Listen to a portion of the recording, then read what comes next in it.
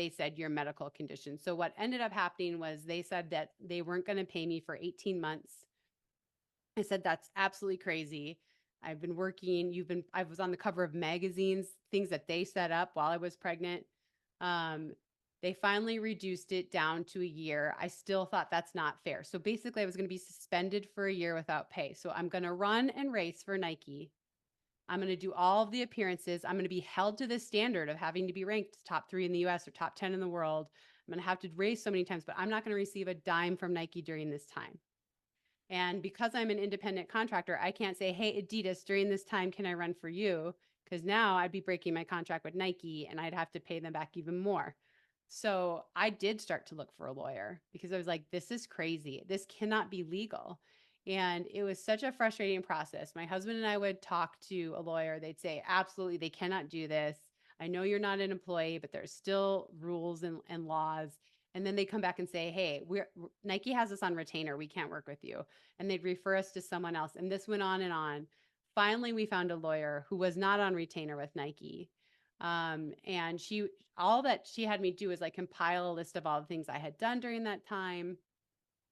Anyway, long story short, Nike found out I had this lawyer and said, well, how about 6 months suspension, but we add a year to your contract. And at this point, I was so tired. I mean, I'm racing the Boston Marathon. I'm doing all these races and I'm not getting paid. And at this point, I just said, fine, I'll do it. I'll just sign it. And my husband wanted me to fight it, but they just wore me down. And so I signed this contract, which extended my contract till the end of 2013. And then I had to go 6 months without pay. And in that extended contract, they referred to it as a medical condition, not a pregnancy.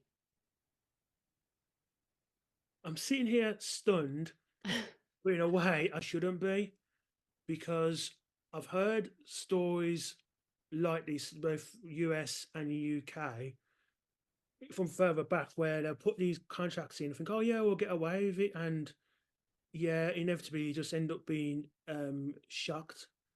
Like we've got Jane Couch, she was like the first, because I'm a boxing fan, like the first um female boxer to get a license here. And you read a court case of what happened with her and what the officials were saying about her.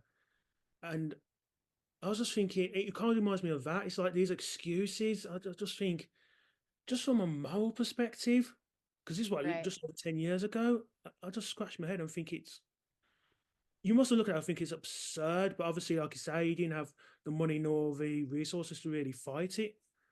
Right. I mean, I will say that during this time, I reached out to other women, and other women had across a bunch of sports at Nike had gone through the same thing.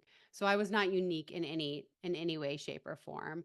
I think what felt so like extra gross to me was how they were promoting me as you can have it all. They announced my pregnancy on the cover of the New York Times on Mother's Day on the cover of the sports section. They did that. I didn't do that. The New York Times didn't come to me. Nike orchestrated that. I think about the Runner's World covers and all the other covers and articles that I did. And I think that's what made it feel extra egregious is just you were promoting this lifestyle and then behind the scenes you were punishing me for it. But I would be lying if it was like just me. It was so many women that this happened to. And it was really interesting because this was 2000. My son was born in 2010. And I would often I would say something to a reporter. I'd say, well, they didn't pay me. And they'd say, what? But it would go nowhere. And it wasn't until 2018 when Alicia Montano, who's a track athlete, and Allison Felix, who's obviously the most decorated track athlete of all time, when they were willing to go forward with their stories, that companies finally started. I mean, some companies had pregnancy clauses, but most didn't.